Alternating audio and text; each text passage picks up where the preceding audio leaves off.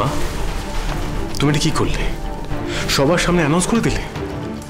একবার আমার মতামত নেওয়ার প্রয়োজন মনে করলে না?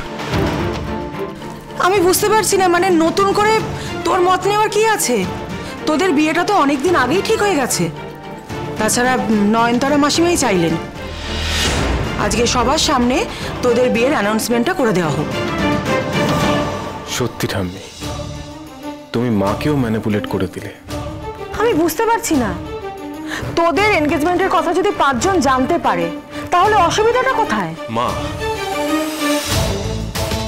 আমার বিয়ে, তোমরা আমাকে কিছু জিজ্ঞাসা না করে হঠাৎ করে পাকা কথা দিয়ে দিলে। আমার বিয়েতে আমার ডিসিশনের কোনো গুরুত্ব নেই। মিস্টার চ্যাটার্জি বিয়েতে আপত্তি করছেন, কিন্তু কেন? তুই কেন বুঝতে চাইছিস না অনিরুদ্ধ? ঈশানীর মেয়ে জন্মানোর পরেই আমাদের দুটো পরিবার থেকে ঠিক করা হয়েছিল যে ঈশানীর মেয়ের সাথে আমার ছেলের মানে তোর বিয়ে দেওয়া হবে। এখানে দুটো পরিবারের মান সম্মান এমনকি ব্যবসাও জড়িত রয়েছে। তুই মায়ের উপর রাগ করিস না বাবা। আমার তো এমনিতেই এই হুইল চেয়ারে বন্দির জীবন কাটে, আর আমি এমনিতেই অসুস্থ, আমার শরীর ঠিক নেই। এখন তুই যদি সকলের সামনে বিয়েতে অমত করিস তাহলে কিন্তু আমি আরো অসুস্থ হয়ে পড়বো অনিরুদ্ধ। আমি মৌলিকে ভালোবাসি না, আর যে বন্ধনে ভালোবাসা নেই আমি সেই বন্ধনে কিছুতেই জড়াবো না। আমি তার হাতই ধরবো যাকে আমি সত্যিকার ভালোবাসবো। মিস্টার চ্যাটার্জি এভাবে চলে গেলেন কেন? উনি কি আদৌ এই বিয়েতে খুশি?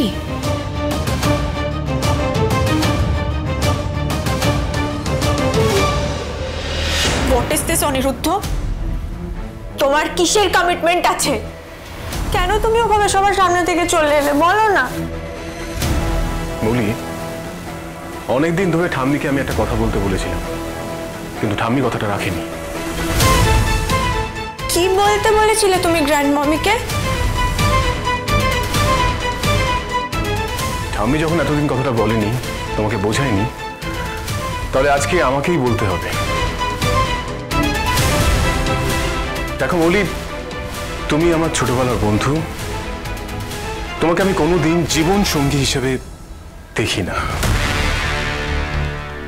I am very sorry to say, আমি তোমাকে বিয়ে করতে পারবো না।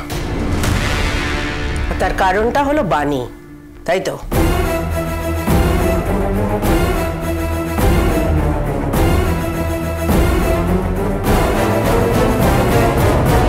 মা দেখো দেখো ওরা কেমন বাবাদের সাথে এসছে।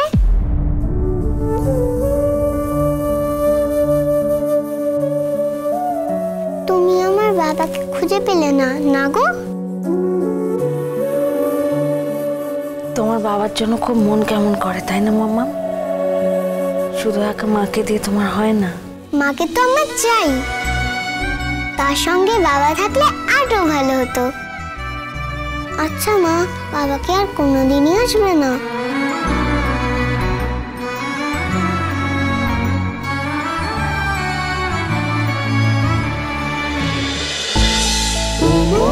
ও মোর দরদিয়া, সোম থেকে রবি প্রতিদিন সন্ধ্যে 7টায় স্টার জলসায় ও জিও হটস্টারে।